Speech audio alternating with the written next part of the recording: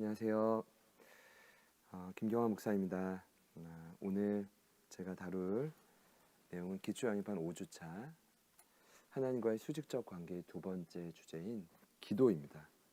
기도에 대해서는 얼마나 이제 중요한 요소인지 모릅니다. 제가 이렇게 좀 말씀을 드릴게요. 최근에 저희 한국에도 많이 알려진 저자인데 라이프웨이 리서치 CEO인 툼 레이너 박사님이 있습니다. 그분이 이제 코로나 이후 목회부터 해서 코로나가 좀 지나고 기록한 죽은 교회를 부검하다, 살아나는 교회를 해부하다 이 시리즈의 책들을 좀 소개했는데 이제 기록을 했는데 그 책을 보니까요 계속 강조되는 그 요소가 있습니다. 그러니까 코로나, 교회, 팬데믹, 엔데믹 앞으로 어떠한 어려움이 찾아와도 지속적으로 부흥하고 강력한 믿음을 구사하는 교회의 특징이 있다는 거죠. 근데 제가 그 세 권의 책을 쭉 봤을 때 반복적인 공통점이 있는데 그게 바로 뭐냐면 기도입니다. 코로나 이후 목회에서는 한 차원 더 깊은 기도를 소개했고 죽은 교회를 부검하다에서는 기도 생활의 부재가 죽은 교회의 큰 원인이다.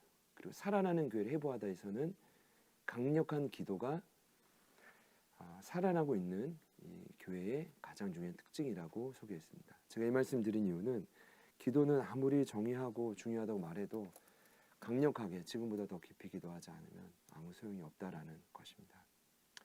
그래서 미리 좀 말씀드리면 저희 현장도 그렇고 또 여러분의 현장도 그렇고 강력한 기도 운동이 일어나기를 진심으로 바라면서 오늘 내용을 시작합니다.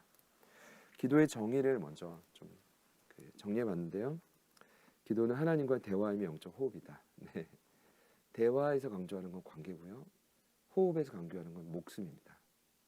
그건 너무 중요하죠. 하나님과의 관계, 내 영적인 목숨 어디에 달려있냐? 기도에 달려있다는 것입니다. 두 번째는 기도는 필요한 것을 하나님께 감사함으로 고백하는 것입니다. 많은 분들이 기도는 꼭 하나님의 뜻만 구해야 돼 라고 한다면 하나님 그런 걸 원하실까요? 저희도 자녀들에게 너는 부모의 뜻만 헤아려서 내가 원하는 것만 노력해야 돼 요구해 이러면 맞춰갈 자녀가 어디 있겠습니까? 무슨 말이냐 하면 성경에 수없이 너의 필요를 감사함으로 아뢰라 구하라 그리고 그렇게 했던 많은 하나님의 사람들이 있습니다. 그래서 이 부분에 대해서 오해 없으시면 좋겠습니다. 저희가 마음껏 구할 수 있다. 그 다음 응답은 하나님의 몫이니까요. 첫 번째와 두 번째는 일반적으로 어떤 사전이나 자료를 보면 쉽게 볼 수 있는 정의인데 굉장히 중요합니다. 세 번째는 인간이 하나님을 의지하는 최선의 행위다. 이것은 제가 좀 내린 특별한 결론인데 의지한다는 건 믿음이었죠. 제가 잠언 3장 말씀으로 믿음의 동의어를 좀 소개했었는데 지난 시간 제가 개척하고 알았던 건 믿음이 좋은 분들은 이런 분이구나라는 거 확실히 알았어요.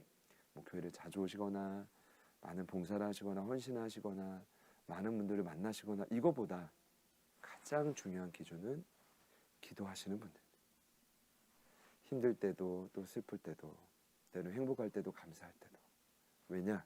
기도는 보이지 않는 하나님을 이 인간이 절대자를 의지하는 최선의 행위가 바로 기도이기 때문에. 근데 그 의지하는 자체가 믿음이기 때문에 결국 믿음은 기도의 생활에서 판가름이 난다. 하나님 더욱 의지하시기를 바랍니다. 여기엔 기록하지 않았지만 이제 아마 책을 이제 저희가 출판하게 되면 한 가지 더 정의될 텐데 다름 아닌 계명을 살아내는 힘이다. 저희가 지속적으로 제자와 시스템에서 강조하는 과제가 큐티입니다. 큐티는 계명을 실천하는 겁니다. 실천까지 가려면 반드시 기도가 필요합니다. 그래서 말씀과 기도가 이 수레바퀴에서도 하나의 어떤 축이지만 수질적 관계의 이 원투가 저희 삶의 부흥을 이루는 가장 중요한 또 축입니다.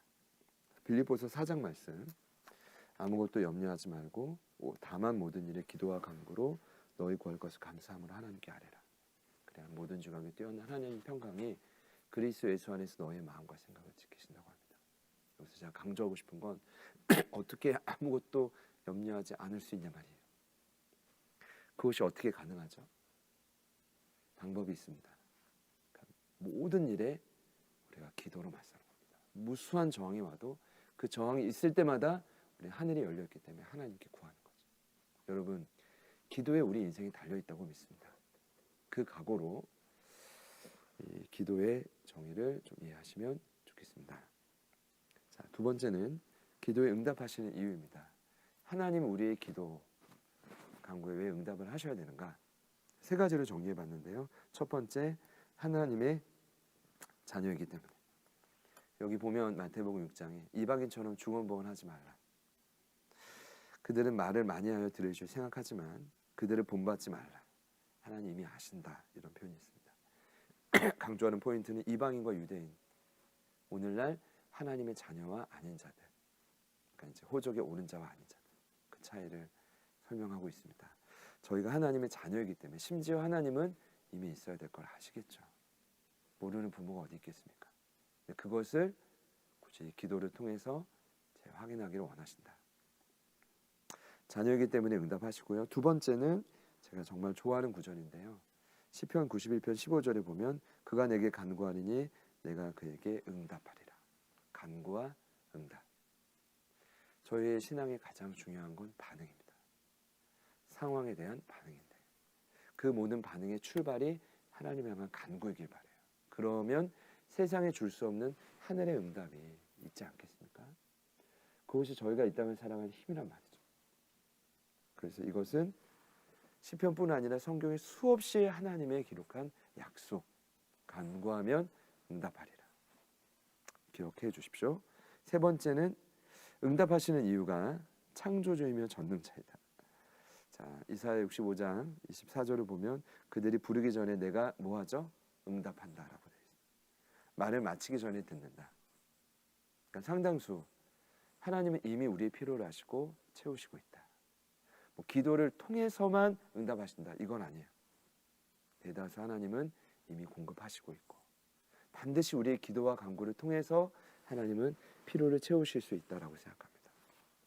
저희 교회는 지금 매년 확장 공사를 하고 있습니다. 지금도 이제 느헤미야 52일 기도를 선포하고 기도하고 있는데 오늘 새벽엔 그런 생각이 들더라고요. 어차피 하나님이 하실 건데 그냥 하시면 안 되나요? 하나님이 그냥 빙그레 웃으시는 것 같아요. 하나님은 저희들의 성장과 또 저희들의 이 고백을 듣길 원하시는 것 같습니다. 마치 느헤미야와 백성들처럼 그 다음에 모든 사람이 한 마음으로 참여했던 것처럼 온 공동체가 한 마음으로 이 일에 이제 좀 더 인volve 되길 원하시는 거죠. 그걸 원하시기 때문에 기도의 시간을 허락하시는 것 같아요. 이미 아시지만 중요한 건 응답하시는 이유는 명확합니다. 자녀이기 때문이고 약속하셨기 때문이고 창조주이며 전능자이시기 때문이다. 기억해 주십시오. 자, 기도의 방법은 말씀을 알아가는 방법과 유사한데 5가지 손가락이 유사합니다. 자, 같이 한번 따라해 보실까요? 하나님 아버지. 자, 감사합니다. 두 번째, 용서해 주세요. 세 번째, 도와주세요. 마지막, 예수님의 이름으로 기도합니다. 아멘. 네. 근거 구절을 보시면 아실 텐데 이제 예수님이 가르쳐 주신 기도도 마찬가지고 제자들에게 전수한 내용도 그렇지만 시작은 하나님 아버지의 이름을 부르는 것입니다. 이 땅에서는 이제 많은 분들이 비록 육체의 가정 안에서 부모님께 마음껏 요청하지 못한 분들이 많으실 거라고 생각합니다. 근데 그것을 우리가 어찌 그 원인과 이유를 다 알 수 있겠습니까? 중요한 건 이제 우리의 영원한 하나님 아버지의 이름을 부를 수 있다는 겁니다. 그래서요, 신의 첫 단계에서 판가름이 난다고 봐요. 느헤미야처럼 그가 황폐한 고향 소식을 듣고 울면서 처음 했던 고백이 하늘의 하나님께 기도했던 거죠. 뭐라고 했죠? 크고 두려우신 하나님, 약속을 지키신 하나님, 우리를 불쌍히 여기시는 긍휼의 하나님. 여러분, 하늘의 하나님 아버지의 시선을 옮기는 것이 첫 번째. 두 번째는 이게 이제 시편에도 많이 기록되어 있지만 제가 볼 때는 이제 저희가 어느 정도의 기본 예의가 필요하다라고 생각합니다. 하나님 아버지께 당장 무언가를 구하기보다 땅이 아니라 하늘의 시선이 옮겨질 때 저희 안에 주신 은혜에 대한 감사가 터져 나올 겁니다. 그러니까 자연스럽게 A상 감사합니다라기보단 그 감사의 고백이 나오는 것이고, 그러다 보면 순간이죠. 반드시 저희가 거쳐가야 되는데 바로 용서해 주세요입니다. 요한일서 1장을 보면 이런 고백이 있습니다. 만일 우리가 죄가 없다고 말하면 스스로 속이고 또 진리가 우리 속에 거하지 않을 것이요.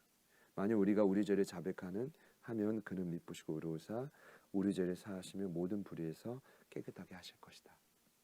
하나님이 우리와 동행하시면 기도 응답은 이루어진 것입니다. 동행하시면 하나님 나라 안에서 사도 바울의 고백처럼 성령 안에서 의와 평강과 희락을 누리게 돼요. 그러면 응답이 된 거예요. 하나님 그 다음 단계. 근데 그 일을 위해서 가장 필요한 게 뭘까요? 저와 여러분 안에 있는, 그러니까 영혼들 안에 있는 죄로부터 분리되는 것입니다. 여기 자백이라는 호모로고라는 단어가 같은 말을 같이 동일하게 반복, 내뱉는다라는 뜻입니다. 그러니까 실수한 걸, 나의 죄목을 생각하는 것도 1차 단계, 2차 단계는 고백하는 거. 고백한 내용을 내 육성을 다시 듣는 거. 얼마나 괴롭겠습니까, 여러분? 근데 그렇게 해서 철저하게 지은 죄로부터 멀어지고 하나님의 임재를 간구하는 이 마지막, 이 중요한 이 세 번째 단계. 그 다음이 뭐예요? 도와주세요. 제가 마태복음 6장을 기록해 놓은 이유는 아마도 하나님 아버지 감사합니다, 용서해 주세요가 제대로 된다면 저희가 이 부분이 조금 더 손쉽게 되지 않을까 싶습니다. 여기 보면 실은 먹을 거 마실 거 입을 거 염려하지 말라. 이는 다 이방인들이 구하는 것이라. 먼저 그의 나라와 뜻을 구하라. 그리하면 모든 걸 더하신다고 합니다. 먹을 거 마실 거 입을 거 구하는 게 잘못됐다라기보다는 하나님 앞에 궁극적으로 저희가 구해야 될 것이 하나님 나라와 영광이고 하나님은 저희들의 필요를 또 채우시는 거죠. 저는 확신해요. 우리의 선택과 집중이 어디에 있는가에 따라 하나님 우리 인생을 반드시 책임지실 겁니다. 저는 믿습니다. 그리고 네 번째, 그리고 마지막 다섯 번째는 제가 지난 시간에 한번 설명드렸는데요. 예수님이 지금까지는 너희가 내 이름으로 구하지 않았지만 구하라 그러면 주신다고 합니다. 반드시 기도는 예수님의 예수님의 이름으로 구해야 합니다. 그래야 응답이 되는 그 이름이 키가 되는 거죠. 이 다섯 가지, 하나님 아버지 감사합니다, 용서해 주세요, 도와주세요, 예수님의 이름으로 기도합니다. 가능하다면 이때 이제 일전에 저희가 기도 응답의 축복에서도 구원의 결과를 다뤘지만 여러분 앞에 있는 그 양육생들과의 어쩌면 작더라도 크고 작은 것이 있겠습니다만은 기도 응답의 신뢰를 함께 좀 나눌 수 있다면 좋을 것 같아요. 그래서 중요한 건 내용 전달보다 실제 이 내용이 저희가 함께하는 그 그룹 안에서 어떻게 실제가 되고 있는지에 대한 그런 좀 체크인 것 같습니다. 그런 질문들은 필요에 따라서 잘 던져주시면 좋겠고요. 마지막은 제가 고민했던 부분이에요. 뭐냐면 기도 응답을 가로막는 장벽, 이것을 넣어야 될까 말아야 될까 하다가 넣었어요. 근데 이유는 뭐냐? 기도를 하게끔 독려하기 위해서. 왜냐? 제가 거기 네 가지 이유를 썼어요. 구하지 않아서, 정욕으로 잘못 구해서, 의심해서, 죄악을 품어서. 근데 여러분, 대다수의 기도 응답이 되지 않는 가장 큰 이유는 첫 번째, 이것이 기도 응답을 가로막는 가장 큰 장벽, 뭐예요? 기도하지 않아서요. 여러분 구하시고 있습니까? 정말 기도하고 계십니까? 기도하고 있다면 아마 기대하는 마음으로 응답을 기다리지 않겠습니까? 자, 야고보 사도가 실천적인 고백을 기도에 대해서 많이 기록했는데 야고보서 4장 2절을 보면 너희가 욕심을 내어도 얻지 못하여 살인하여 시기하여도 능히 취하지 못함으로 다투고 싸우는도다. 너희가 얻지 못함은 거기 밑줄 쳐야 돼요. 구하지 아니하기 때문이요. 전 가장 큰 이유라고 생각합니다. 그래서 저는 이 장벽을 넣었어요. 왜냐? 이 5주차의 가장 중요한 결론은 기도를 하는 것이기 때문에, 말씀을 알고 기도를 하는 것이기 때문에. 그럼 이 또한 많은 분들에게 도전되지 않을까요? 기도 응답을 가로막는 가장 큰 장벽은 나구나. 내가 게을러서 힘들어서 지쳐서 낙심해서 기도를 포기했기 때문이구나. 이것만 알 수 있다면 얼마나 큰 도움이 될까요? 자, 그럼에도 분명히 기록한 장벽들이 있는데 야고보서 4장 3절을 보면 구하여도 받지 못함은 정욕으로 쓰려고 잘못 구하기 때문이다. 정과 욕심 때문이라는 거죠. 정욕은 십자가에 못 박으라고 하는데 잘 안 되는 일입니다. 저희 십자가 훈련에도 다루지만 정은요, 결정적인 순간 드러나잖아요. 이게 내가 지금 과거의 습관대로 그냥 괜찮아 하고 가는 건지, 이해해 주시겠지 하고 가는 건지, 아니면 정말 하나님의 뜻을 선택하기 위해 버려야 될 요소였지. 그게 정이거든요. 내 안에 기존의 관습과 루틴입니다. 약간 산단과 같은 거죠. 그 높은 곳에서 나를 지배하는 잘 안 바뀌는 요소, 그것까지도 십자가에 못 박았는데, 욕심은 뭐죠? 더 하는 거죠. 지금 집도 충분하다면, 지금 차도 충분하다면, 지금의 음식도 충분하다면 우리는 감사해야 되는데 왜 만족하지 못하죠? 그것이 틈이 되어 사단은 우리를 괴롭히는데 욕심 때문이잖아요. 정욕 때문에 구하는 건 응답이 안 돼요. 근데 저는요, 그럴지라도 일단은 기도하는 게 제일 중요하다고 생각합니다. 이것은 나중에 하나님의 응답을 하나님의 저울로 재서 결정하시겠죠. 자, 세 번째 가로막는 장벽은 의심입니다. 야고보서 1장 6절에요. 오직 믿음으로 구하고 조금도 의심하지 말라. 의심하는 자는 마치 바람에 밀려 유동하는 바다 물결 같으니 7절에 이렇게 고백합니다. 이런 사람은 무엇이든지 주께 얻기를 생각하지 말라. 의심을 어떻게 하면 없앨 수 있을까요? 믿음이 필요합니다. 하나님이 잘 보이시면 좋은데 막 눈에 나타나시고 그러시는 게 아니기 때문에. 그렇지만 여러분, 더 간절히 기도하면서 의심이라는 장벽을 돌파해 가시기를 축복합니다. 마지막 세 번째는 죄악을 품어서입니다. 시편 66편 말씀이 아주 중요합니다. 내가 나의 마음에 죄악을 품었더라면 주께서 뭐라고 하죠? 듣지 않는다. 뭐라고요? 듣지 않는다. 중요한 요소입니다. 죄악을 품지 않기를. 그래서 우리 아까 5가지 손가락의 세 번째가 뭐였죠? 죄를 자백하는 거예요. 꼼꼼히 성령의 조명 안에서 점검하고 가는 것이죠. 이 은혜가 저희들 안에 반드시 있어지기를 바라면서요. 이 5주차의 핵심은, 결론은 그렇습니다. 믿음이 견고해지려면 반드시 기도를 해야 됩니다. 그리고 기도는 하나님 의지하는 최선의 행위, 계명을 살아내는 키예요. 여러분, 기도할 수 있도록. 근데 그 기도가 무엇이 우리 차원에서 한 차원 더 깊은 것이고 무엇이 지금 우리의 기도보다 더 강력한 기도인지는 각자가 알 겁니다. 시간에 비례할 수 있고 장소 때문일 수도 있고 아니면 어떤 마음의 문제일 수도 있고, 중요한 건 우리가 원하신다면 금식이 필요할 수도 있겠죠. 어떤 모양이든 지금보다 더 나은 강력한 기도가 여러분의 공동체와 그 그룹 안에 불이 뜻 일어나기를 소망하면서요. 오늘 암기와 암송은 암기는 기도의 정의와 방법입니다. 이 정의와 방법이 실제가 되길 바라고요. 암송은 이 빌립보서 4장과 야고보서 4장 말씀입니다. 기억해 주시고 또 이 기도의 붐이 공동체 안에, 지역교회 안에 일어나기를 간절히 바랍니다. 감사합니다.